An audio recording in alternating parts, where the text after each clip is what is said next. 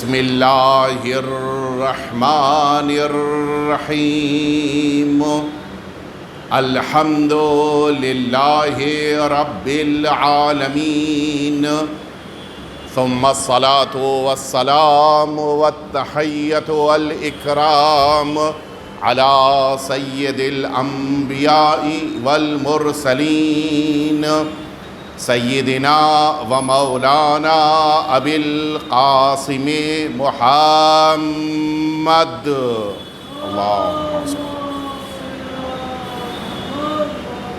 صلی اللہ علیہ وعلی اہل بیتہ الاطیبین الانجبین الذین اذھب اللہ عنہم الرجس وطہرہم تطہیرا اللہم صلی علی محمد لا سیما الامام المبین بقیت اللہ فی الارضین ارواحنا و ارواح العالمین لتراب مقدمہ الفداء واللعنة الدائمة الباقية على أعدائهم أجمعين أما بعد فقد قال رسول الله صلى الله عليه وآله إن لقتل الحسين حرارة في قلوب المؤمنين لا تبردوا أبدا مل جل کے صلوات بھیج دیں آپ حضرات اللہم صلی علی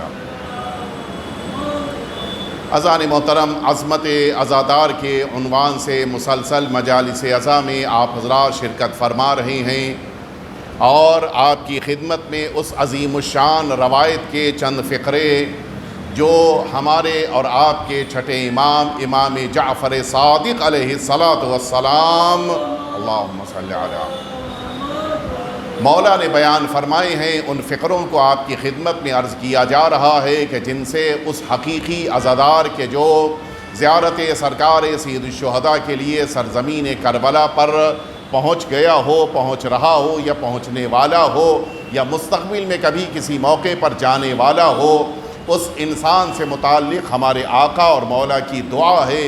اس دعا میں مولا نے ان تمام لوگوں کے لیے دعا فرمائی جن کے دلوں میں زیارت امام حسین کا اتنا شوق کہ وہ دنیا کی مشکلات کو برداشت کرتے ہوئے سختیاں، پریشانیاں، مصیبت سب کچھ ہونے کے باوجود خود کو سرزمین کربلا تک پہنچا رہے ہوں، حتیٰ یہ کہ تمازت آفتاب کی بنا پر جن کے چہروں کے رنگ بدل جائیں، سرکار سید الشہداء کی قبر مبارک تک پہنچانے کے لیے انہوں نے تمام مصیبتوں کو برداشت کرنا گوارا کیا ہو، لیکن زیارت امام حسین کو ترک نہ کیا ہو۔ انہیں پروردگار کتنی عظمت کی نگاہ سے دیکھتا ہے، یہ سمجھنے کے لیے امام کی اس روایت کو سمجھنا، دیکھنا اور اس کو اپنی زندگی میں اتارنا ضروری ہے۔ امام راوی معاویہ بن وہب کہ جو کہتا ہے کہ میں نے مولا اور آقا کو دیکھا، ہاں مولا سجدے کی حالت میں ہیں اور پروردگار کی بارگاہ میں ان لوگوں کے لیے دعا کر رہے ہیں کہ جو اہل بیت اطہار کی محبت میں سرزمین کربلا زیارت کے لیے حاضر ہوئے ہیں۔ وہ جملے میں نے آپ کی خدمت میں عرض کیے تھے کہ مولا فرما رہے ہیں کہ پروردگار یہ وہ افراد ہیں کہ جن افراد نے زیارت کے لیے خود اپنے گھروں کو چھوڑا ہے۔ اللہم ان اعداءنا عابوا علیہم خروجہم فلم یمنعہم ذالک عن الشخوص الینا۔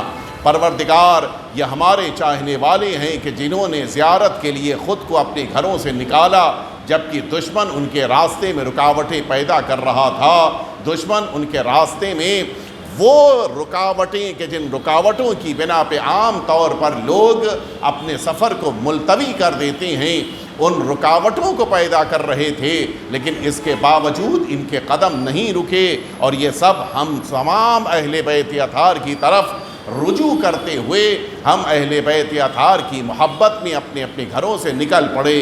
وَخِلَافًا مِّنْهُمْ عَلَى مَنْ خَالَفَنَا، جو لوگ ہماری مخالفت کرتے تھے ان کے مخالفت کرنے کے باوجود یہ سب اپنے اپنے گھروں سے نکلے ہیں۔ ظاہر سی بات ہے ایک انسان جب اپنے گھر سے نکلا ہے، آس پاس علاقے محلے شہر میں رہنے والے وہ سارے افراد اہل بیت کے چاہنے والے نہیں ہوتے، ان میں سے نہ جانے کتنے ایسے ہوتے ہیں کہ جنہیں اہل بیت اطہار سے نفرت ہے، اہل بیت اطہار سے محبت نہیں ہے۔ وہ ان زائرین کے بارے میں نہ جانے کیا کیا تصور رکھتے ہیں، نہ جانے کیا کیا سوچتے ہیں۔ حتیٰ جب انسان کسی بارڈر سے نکل رہا ہو، اس بارڈر پر موجود افراد نہ جانے کتنی تنقید کرتے ہیں، نہ جانے کتنے جملے کہتے ہیں، نہ جانے کیسے کیسے سوال پوچھتے ہیں، ان سب کو برداشت کرتا ہوا یہ مومن ہے جو امام حسین کی زیارت کے لیے آگے بڑھ رہا ہے، اور مولا اسی کے لیے دعا فرما رہے ہیں کہ پروردگار فرحم تلک الوجوہ التی قد غیرتھا الشمس، پروردگار وہ چہرے کہ جن کو سورج کی شعاؤں نے تبدیل کر دیا ہے، ان چہروں پہ اپنی رحمت نازل فرما۔ ورحم تلک الخدود التی تقلبت علی حفرت ابی عبداللہ، وہ چہرے کہ جو سرکار سید الشہداء کی قبر مبارک تک پہنچنے کی بنا پر جن کے اوپر غبار بیٹھ گیا، جن کے اوپر خاک بیٹھ گئی، لیکن اس کے باوجود انہوں نے خود کو امام حسین کی بارگاہ تک پہنچایا ہے۔ پروردگار ان چہروں پہ اپنی رحمت کو نازل فرما۔ ورحم تلک الخدود التی تقلبت علی حفرت ابی عبداللہ ورحم تلک الاعین التی جرت دموعها رحمتا لنا، وہ آنکھیں کہ جن آنکھوں سے ہماری محبت میں آنسو نکل آئے، پروردگار ان آنکھوں پہ اپنی رحمت نازل فرما۔ ورحم تلک القلوب التی جزعت واحترقت لنا، پروردگار ان دلوں پہ اپنی رحمت کو نازل فرما کہ جو ہماری محبت میں ہماری مصیبتوں کو سننے کے بعد فریاد کر رہے ہیں۔ واحترقت لنا، جو دل ہماری محبت کی بنا پر جیسے آگ جل جاتی ہے، اس طرح سے ان کے دلوں میں گرمی اور حرارت پیدا ہو رہی ہے۔ اے پروردگار ان دلوں کے اوپر اپنی رحمت کو نازل فرما۔ مولا فرماتے ہیں کہ پروردگار وَرْحَمْ الصَّرْخَةَ الَّتِي كَانَتْ لَنَا، اے پروردگار ان بلند ہونے والی فریاد کے لیے آوازوں پر رحمت نازل فرما کہ جو ہم اہل بیت اطہار کے مصائب کو سننے کے بعد بلند ہو رہی ہیں۔ اس کے معنی ہے اہل بیت اطہار کی توجہ ہوتی ہے۔ کون ہے کہ جو گریے کے موقع پر امام حسین کے لیے آواز کو بلند کر کے رو رہا ہے، اور کون ہے کہ جو اپنی آوازوں کو دبا کے گریہ کر رہا؟ البتہ وہ افراد کے جن کی آواز بلند نہ ہو رہی ہو، ان کے گریے کی بھی بڑی اہمیت ہے۔ حتیٰ آنکھوں سے نکل آنے والا پانی کا وہ قطرہ کہ جو آنسو کہلاتا ہے، اگر اتنا مختصر ہو کہ جو روایتوں میں وارد ہوا کہ جیسے ایک مکھی کے پر کے برابر اس کی آنکھ میں آنسو آ جائیں، اس پر بھی اللہ کی رحمت ہوتی ہے، اس کو بھی پروردگار پسند کرتا ہے۔ یہ ہے اللہ کی بارگاہ میں ان عزاداروں کی اہمیت۔ ضروری نہیں کہ انسان کے آنسو بے پناہ نکل رہے ہوں، ضروری نہیں کہ انسان کے آنسو ایک سیلانی کیفیت پیدا کر رہے ہوں اور آنکھوں سے برآمد ہو رہے ہوں، نہیں، پروردگار ان تمام آنکھوں پہ رحمت نازل کرتا ہے کہ جو ذرہ برابر بھی امام حسین کے غم میں نمناک ہو جائیں، کہ جن میں آنسو آ جائیں۔ اسی لیے کوشش کرنی چاہیے کہ ہماری آنکھیں امام حسین کے لیے غم میں رو رہی ہوں، ان آنکھوں میں آنسو آ جائیں۔ فرماتے ہیں مولا اللہم انی استودعک تلک الانفس، پروردگار ان تمام افراد کو میں تیرے حوالے کر رہا ہوں، تو ان کی حفاظت فرما۔ وَتِلْكَ الْأَبْدَانِ، یہ جسم جو امام حسین کی بارگاہ میں زیارت کے لیے آئے ہیں، پروردگار ان تمام جسموں پہ اپنی رحمت نازل فرما۔ اس کے بعد فرماتے ہیں حَتَّى تُوَافِيهِمْ عَلَى الْحَوْضِ يَوْمَ الْعَطَشِ، وہ دن کہ جس دن سب پیاسے ہوں گے، اس دن حوض کوثر سے ان تمام لوگوں کو سیراب فرما۔ یعنی انسان اگر واقعاً امام حسین کی زیارت کے لیے حاضر ہو رہا ہے، ساری مصیبتیں، سارے مصائب و آلام، سارے شدائد، ساری چیزیں ایک طرف، لیکن اگر صرف یہی مل جائے کہ امام حسین کی بارگاہ میں حاضر ہونے والے کو پروردگار حوض کوثر سے سیراب کرنے والا ہے، اس سے بڑی کیا نعمت ہو سکتی ہے؟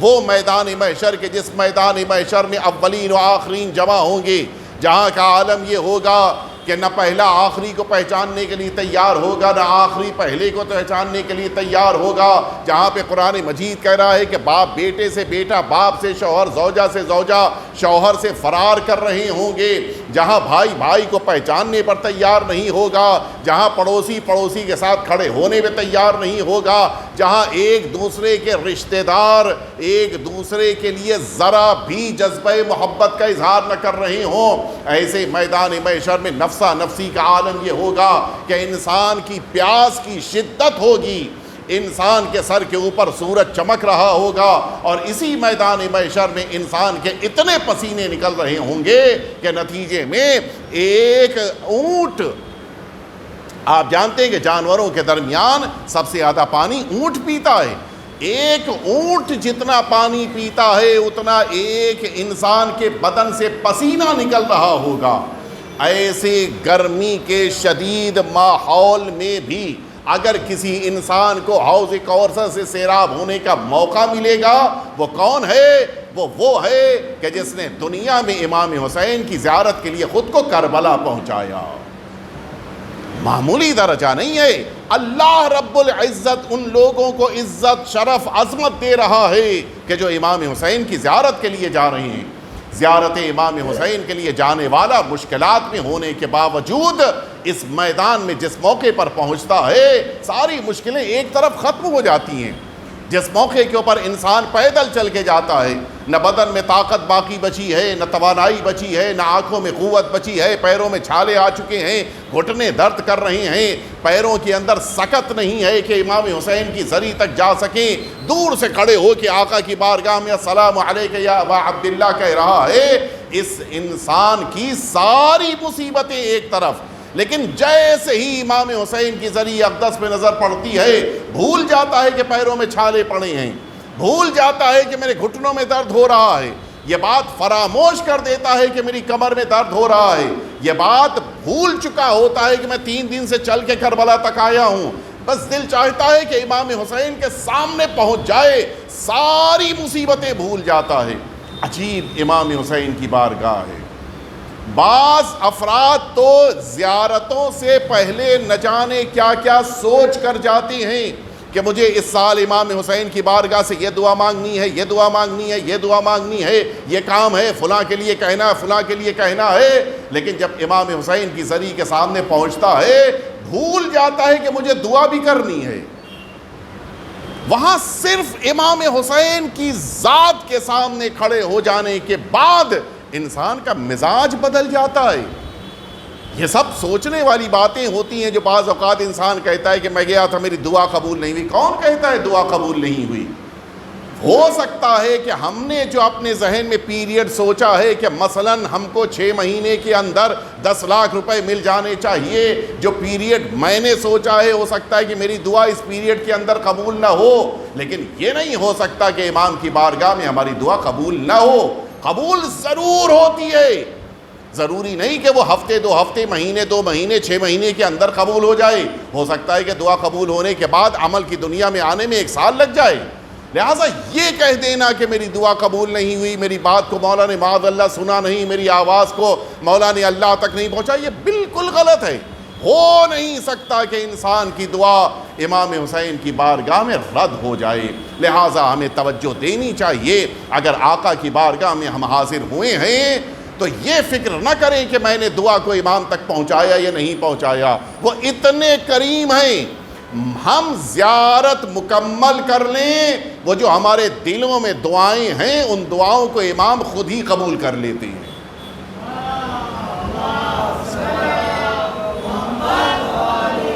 لہٰذا کسی قسم کے فکر کی ضرورت نہیں ہے، کوئی ٹینشن کی ضرورت نہیں ہے کہ میں گیا تھا 6 دعائیں سوچ کے گیا تھا، 3 دعائیں پیش کر پایا، 3 بھول گیا۔ نہیں، امام معصوم کی بارگاہ میں بھولنے کا تصور ہمارے آپ کے لیے ہے، امام کے وہاں بھولنے کا تصور نہیں ہے۔ مولا فرما رہے ہیں کہ پروردگار ان جسموں پر، ان لوگوں پر اتنی رحمت نازل فرما کہ انہیں حوض کوثر سے میدان محشر میں سیراب فرما۔ اور اس کے بعد مولا فرماتے ہیں، اے مولا، اس جملہ کہنے کے بعد راوی کہتا ہے کہ فما زال وہو ساجد یدعو بہذا الدعاء، مولا سجدے کے عالم میں ہیں، مسلسل یہ دعا فرما رہے ہیں، یہاں تک کہ فلما انصرف، جب مولا دعا کر کے فارغ ہوئے، قلت، میں نے مولا کی خدمت میں یہ بات کہی کہ جعلت فداک لو ان هذا الذي سمعت كان لمن لا يعرف الله لظننت ان النار لا تطعم منه شيئا، کہ آپ کی باتوں سے ایسا لگا کہ اگر کوئی ایک ایسا انسان جو اللہ کو نہیں مانتا وہ بھی امام حسین کی زیارت پر آ جائے تو اس کو بھی جہنم کی آگ نہیں جلائے گی۔ آپ نے تو اتنی عظمت بیان کی ہے اس موقع کے پر، واللہ لقد تمنیت ان كنت زرته ولم احج، راوی کہتا ہے کہ مولا میرے دل میں تو اب ایسا ایک جذبہ پیدا ہو رہا ہے کہ میں حج پر جاؤں تو لیکن زیادہ سے زیادہ میں خود کو کربلا پہنچاؤں اور امام حسین کی زیارت کروں۔ مولا نے اس موقع پر پوچھا کہ فقال علیہ السلام، راوی کہتا ہے کہ مولا نے پوچھا کہ ما اقربک منہ، کیوں ایسا نہیں کرتے کہ کربلا زیادہ سے زیادہ جاؤ، فما یمنعک من زیارتہ، کیوں ایسا ہوا کہ تم زیارت پر نہیں جاتے ہو، لما تدعو، کیوں تم نے زیارت کو چھوڑ دیا، وجہ کیا ہے کہ تم نے زیارت امام حسین پر جانا کم کر دیا۔ راوی کہتا ہے کہ لم ادر ان الامر یبلغ ھذا کلہ، کہتا ہے کہ مولا مجھے نہیں پتا تھا کہ زیارت امام حسین کی یہ عظمت ہے، اتنی اہمیت اللہ رب العزت کی نگاہ میں اس زیارت کی ہے، میں سوچ نہیں سکتا تھا، میرے ذہن میں تصور نہیں آ سکتا تھا کہ اللہ رب العزت نے امام حسین کی زیارت پر جانے والوں کو اتنی بلندی عطا کی ہے، میرے ذہن میں یہ تصور بھی نہیں آ سکتا تھا۔ راوی معاویہ بن وہب کہتے ہیں مولا اس موقع پہ فرماتے ہیں کہ فقال علیہ السلام، اب خود راوی کہتا ہے مولا اس سے کہتے ہیں کہ یا معاویہ من یدعو لزوارہ فی السماء اکثر ممن یدعو لہم فی الارض، اے معاویہ جان لو کہ ان زائرین امام حسین کے لیے دعائیں کرنے والے زمین سے کہیں زیادہ آسمانوں پہ دعا کر رہے ہیں۔ آپ انصاف سے بتائیں زمین پہ کون دعا کرے گا؟ زمین پر رہنے والے اکثر وہ افراد ہیں کہ جو معصوم نہیں ہیں، معصومین کے علاوہ جتنے زمین کے اوپر ہیں وہ سب غیر معصوم ہیں، ان کے حق میں دعا کرنے والے، زائرین کے حق میں دعا کرنے والے غیر معصوم ہیں۔ لیکن مولا فرما رہے ہیں کہ جو شخصیتیں آسمانوں پر ان زوار کے لیے دعا کر رہی ہیں وہ شخصیتیں زیادہ ہیں اور ان کی دعائیں کہیں زیادہ ہیں ان لوگوں سے جو زمین پہ دعا کر رہی ہیں۔ آسمانوں پر کون دعا کر رہا ہے؟ یہ اللہ کے ولی، یہ اللہ کے انبیاء، یہ اللہ کے ملائکہ، یہ دعا کر رہی ہیں کہ جن کی زبان عصمت والی زبان ہے، جو خود معصوم ہیں۔ عجیب درجہ ہے، زائرین امام حسین کے لیے دعا کرنے والے معصومین زیادہ دعا کر رہی ہیں بنسبت ان افراد کے جو زمین پر ہیں کہ جن کی اکثریت غیر معصوم ہے۔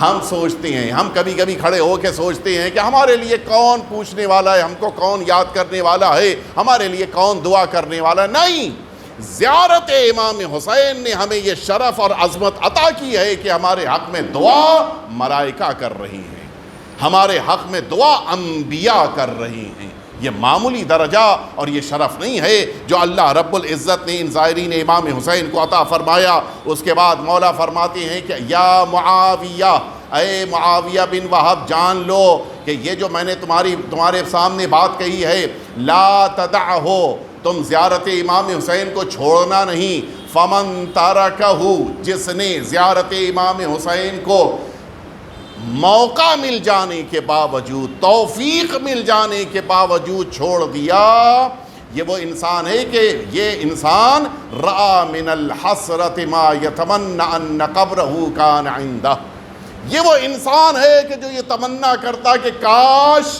میں زیارت امام حسین کو نہ چھوڑتا، مجھے موت آ جاتی لیکن میں زیارت امام حسین کو ترک نہ کرتا۔ یعنی اس کے کیا معنی ہے؟ جب میدان محشر میں، آپ جانتے ہیں کہ میدان محشر میں صرف ایک قسم کے زائر ہیں جنہیں آواز دی جائے گی۔ میدان محشر میں کسی بھی شخصیت کے زائر کو نہیں بلایا جائے گا، صرف اور صرف واحد ایک قوم ہے کہ جسے میدان محشر میں آواز دے کر بلایا جائے گا، این زوار الحسین، میدان محشر میں آواز دی جائے گی کہ امام حسین کی زیارت کرنے والے کہاں ہیں، وہ اپنی جگہ سے اٹھیں، بلند ہوں، شفاعت پائیں اور جنت چلے جائیں۔ ایک اکیلی قوم ہے کہ جسے میدان محشر میں بلایا جائے گا، وہ یہ زائرین امام حسین ہیں۔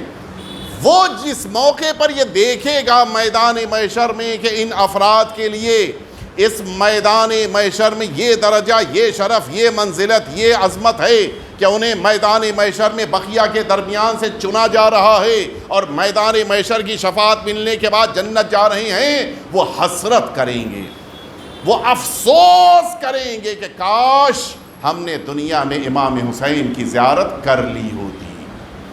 اسی لیے ہمیشہ اپنی نیتوں میں یہ رکھنا چاہیے کہ جب بھی موقع مل جائے گا سب سے پہلے میں زیارت کے لیے جاؤں گا۔ دنیا والوں میں اور ہم میں یہی بنیادی فرق ہے۔ لوگ پروگرام طے کرتے ہیں کہ اب کی سال سمر ویکیشن آئے گا تو ہم گھومنے کے لیے جاپان جائیں گے، ہم گھومنے کے لیے ٹرکی جائیں گے، ہم گھومنے کے لیے لندن جائیں گے۔ لیکن ایک مومن، ایک امام حسین کا چاہنے والا، ایک شیعہ کیا تمنا کرتا ہے؟ اب کی مجھے چھٹی مل گئی، اب کی مجھے رقم مل گئی تو میں کہاں جاؤں گا؟ امام حسین کی زیارت کے لیے جاؤں گا۔ دنیا میں گھومنے کی بنا پر انسان کو کیا ملے گا؟ لیکن اگر امام حسین کی زیارت کے لیے چلا گیا تو یہی کیا کم شرف ہے کہ میدان محشر میں اسے شفاعت ملے گی اور یہ سیدھے جنت جائے گا۔ معمولی درجہ نہیں ہے۔ اس کے بعد مولا فرماتے ہیں کہ اے معاویہ، اما تحب ان یر اللہ شخصک و سوادک فی من یدعو له رسول اللہ وعلی وفاطمہ والائمہ علیہم السلام۔ اے معاویہ، کیا اس بات کی تم تمنا نہیں کرتے کہ تم ان لوگوں میں قرار پاؤ کہ جن لوگوں کے لیے اللہ کا رسول سرکار امیر المؤمنین جناب صدیق طاہرہ، امام حسن اور ائمہ اطہار سب دعا کرتی ہیں؟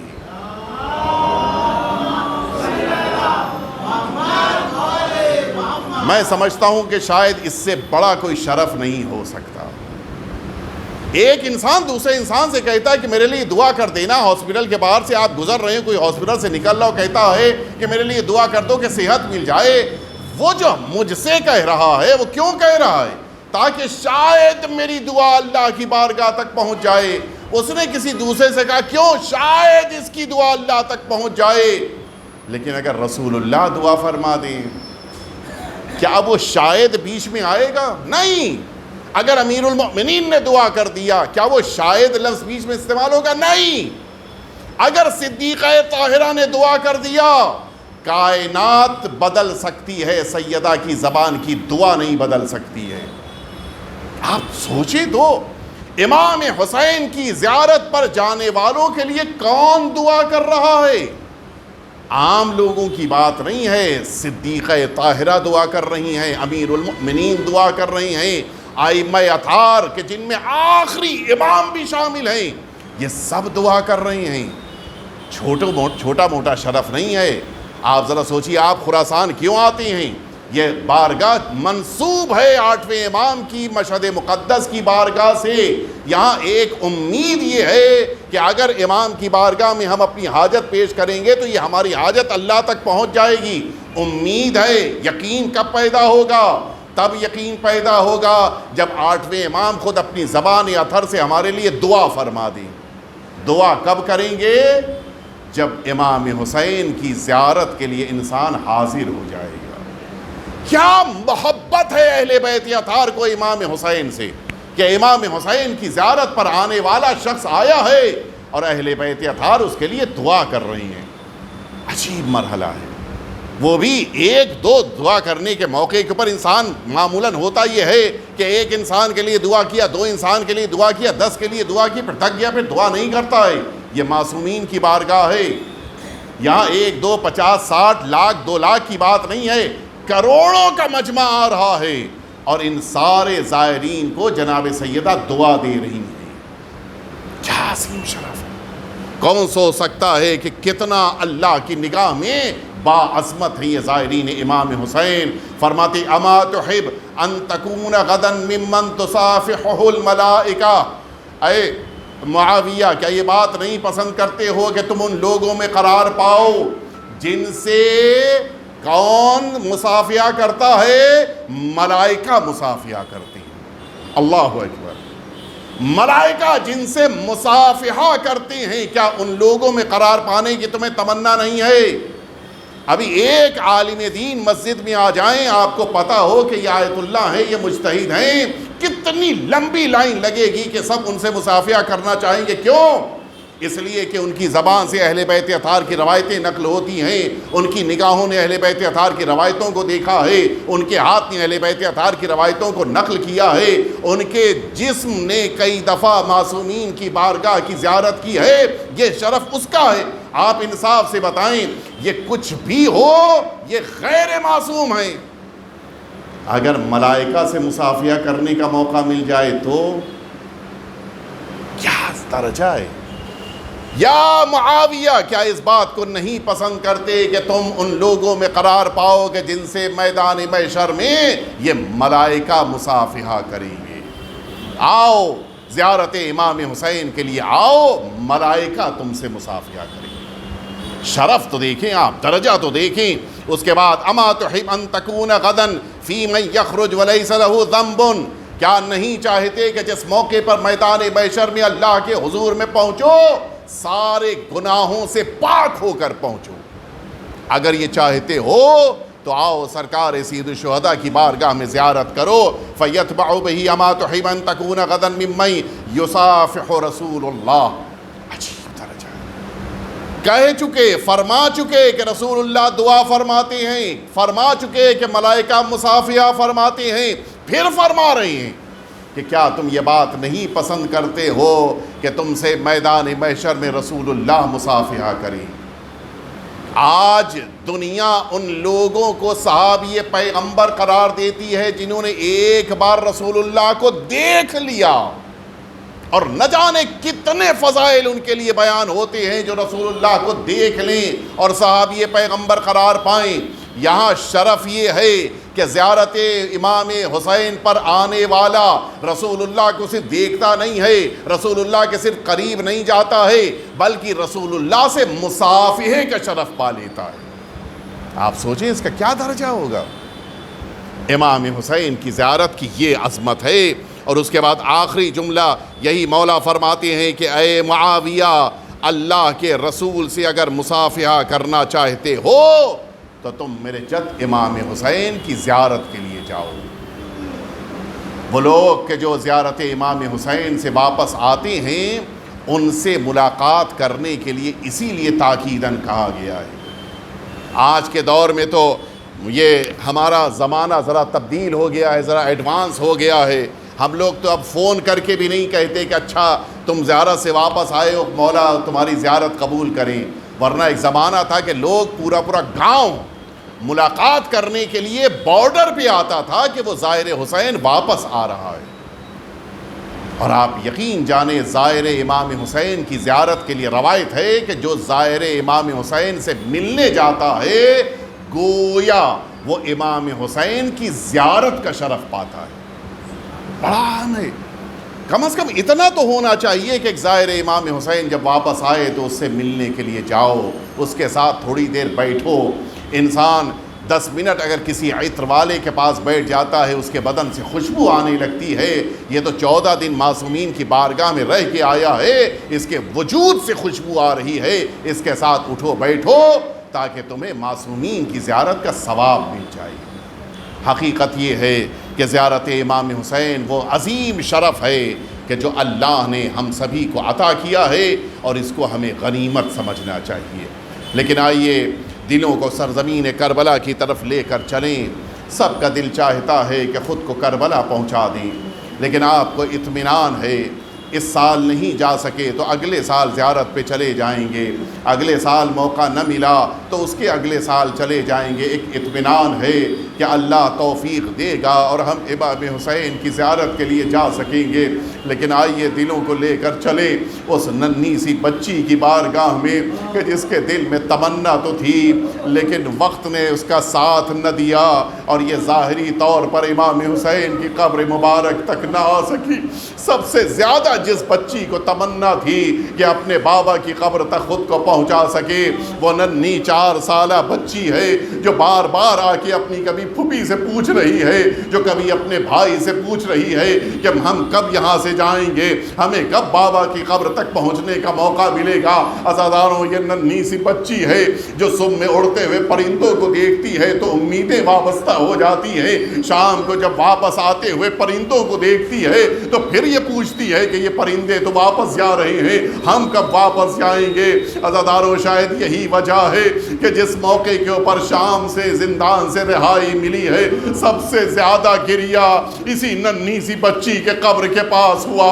کبھی ماں آ کے کہہ رہی ہے کہ بیٹی کیا ہمارے ساتھ نہیں چلو گی، کبھی بھائی آ کے کہہ رہا ہے، کبھی پھوپھی آ کے کہہ رہی ہیں، شاید ننھی سی قبر سے آواز آ رہی ہو، اے پھوپھی اماں میرے بابا سے میرا سلام کہہ دیجئے گا، اور کہہ دیجئے گا کہ سکینہ کی بڑی تمنا تھی کہ کاش آپ کی قبر مبارک تک پہنچ پاتی۔ شاید یہی وجہ ہے جب شہزادی زینب کربلا پہنچی ہے، خود کو امام حسین کی قبر پہ گرا دیا، فرماتی اے بھیا زینب شرمندہ ہے، وہ امانت جو عصر عاشور کے ہنگام میں تم نے زینب کے حوالے کیا تھا، قضا نے اس کا ساتھ نہ دیا اور زینب اسے شام کے زندان میں چھوڑ کے آئی ہے۔ اے بھیا زینب تم سے شرمندہ ہے۔ الا لعنت اللہ علی القوم الظالمین وسیعلم الذین ظلموا ای منقلب ینقلبون الہی بحق الزہراء وابیہا وبعلہا وبنیہا والسر المستودع فیہا ان تصلی علی محمد وآل محمد۔ پروردگار وارث حسین کے ظہور میں تعجیل فرما۔ پروردگار جتنے زائرین امام حسین زیارت کے لیے گئے ہیں ان سبھی کو آخری امام کی پناہ میں محفوظ فرما۔ تمام عزاداران امام حسین دنیا میں جہاں جہاں بھی ہیں پروردگار ان سبھی کی حفاظت فرما۔ ربنا تقبل منا انک انت السمیع العلیم۔